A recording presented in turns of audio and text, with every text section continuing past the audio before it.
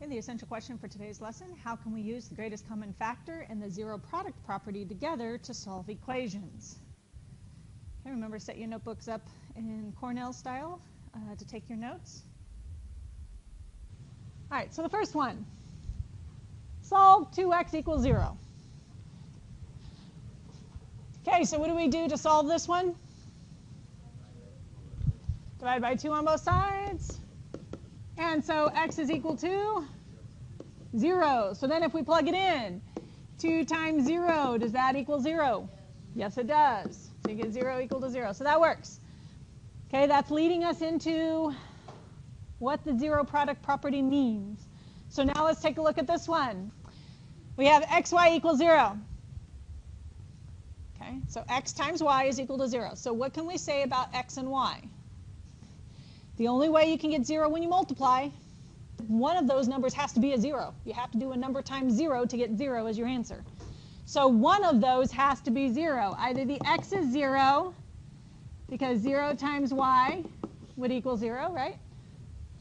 Or the y is equal to 0, because if I have x times 0, that's also going to equal 0. That is the idea behind the zero product property. Okay, so this is not the zero product property itself. This is the converse of it. Okay, so if you have a is equal to 0 or b is equal to 0, when you multiply them together, you're going to get 0 for an answer. So it works the other way around as well. If I have a times b equal to 0, then one of those must be the 0 part. Either the a is the 0 part or the b is the 0 part. But one of them has to be 0. That is the zero product property. All right, so we're going to use that idea to help us solve an equation like x plus 2 times x minus 3. So we're multiplying those two quantities together. So if I'm multiplying two things together based on the zero product property, then one of them must be 0. So I'm taking this expression times this expression. I'm multiplying those two together. When I multiply, they equal 0. So that means either the x plus 2 part is equal to 0, or the x minus 3 is equal to 0. Then you solve those two equations. That'll give you your possible solutions.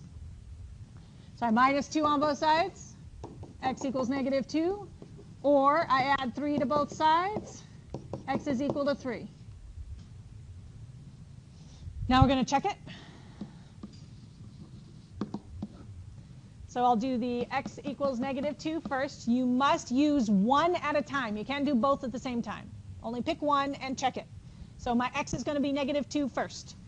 So I plug it in, negative 2 plus 2 times negative 2 minus 3. And I'm checking to see that it equals 0. What is negative 2 plus 2? 0.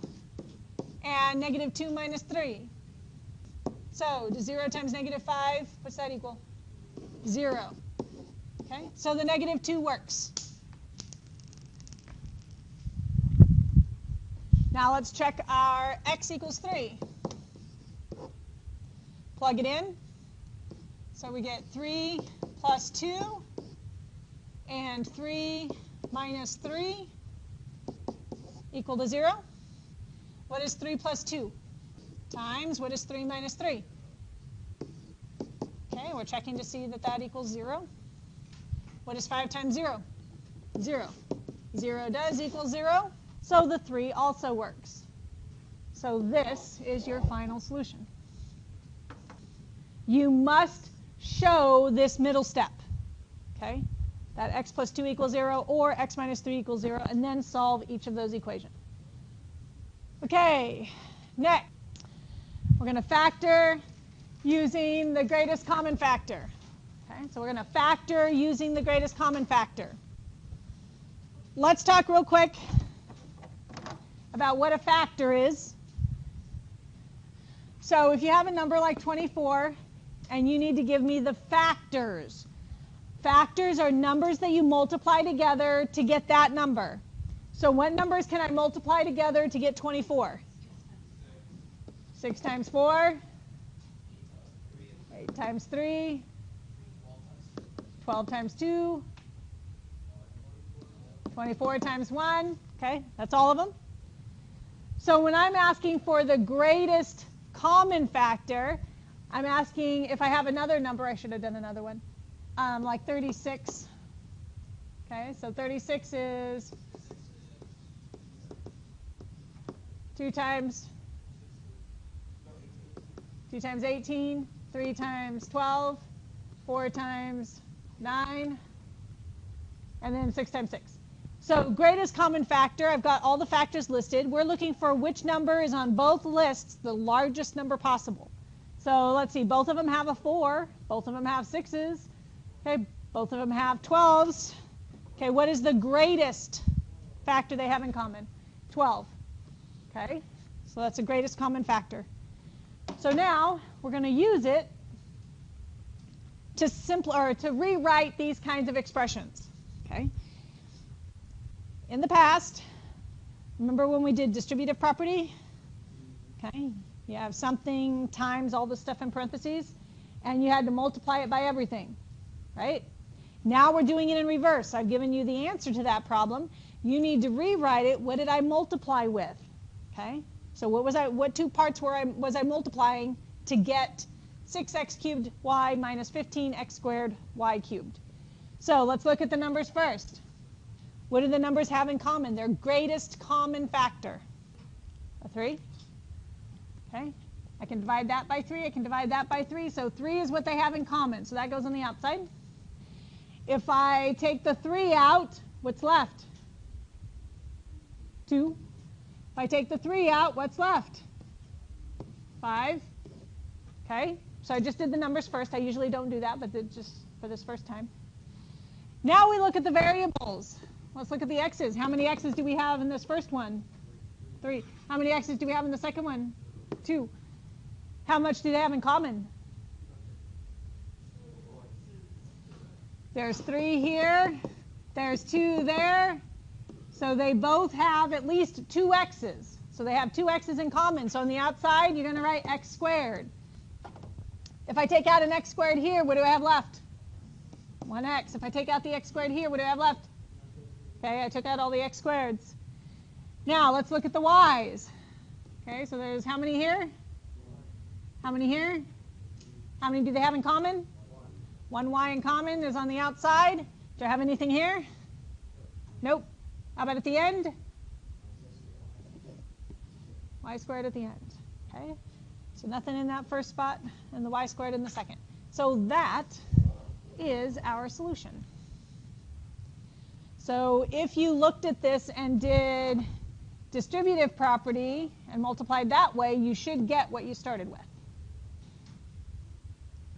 Let's try the next one. I have one more example together, and then you guys get some practice. So 24w to the third, y to the fifth, plus 16w for y to the second. So usually when I do these, I do the entire greatest common factor first, and then I do the inside all at once. So let's start with the numbers. What does the 24 and the 16 have in common? Okay, they can both be divided by 4. They can both be divided by 8. Is there anything bigger than 8? Is 8 the biggest? 8's the biggest. So I put an 8 on the outside. Now let's look at the w's. How many w's do they have in common? So how do I write it? How many y's do I have in common? How do I write it? Y to the second. Now I'm going to simplify. So I took an 8 out here. So divide by 8. What do I have left? Any w's left?